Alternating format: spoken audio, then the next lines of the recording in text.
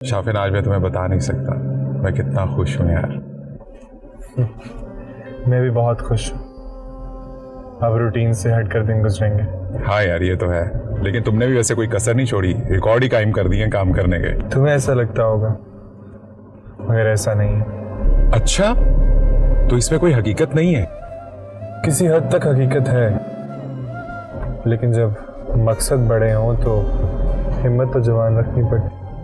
No doubt, वो तो है। वैसे एक बात बताओ, ये सारा काम अरूबा संभाल लेगी ना ऑफिस में? हाँ, क्यों? नहीं, लगता नहीं है वैसे मुझे कि वो इतना काम अकेले हैंडल कर पाएगी। हाँ, वो काफी इंटेलिजेंट है, काफी हार्ड वर्किंग है, संभाल लेगी, अच्छी लड़की है। गुड। वैसे कभी ये तारीफ उसके मुंह पे भी कर दो, उसको भी पता चले कि उसका बॉस उसके बारे में क्या सोचता है। मेरे सारे वर्कर्स को पता है कि मन को लेके क्या सोचता हूँ। हाँ, अरूबा कुछ मामलात में ओवर सेंसिटिव है, लेकिन उसको ये चीज़ खुद कंट्रोल करनी चाहिए।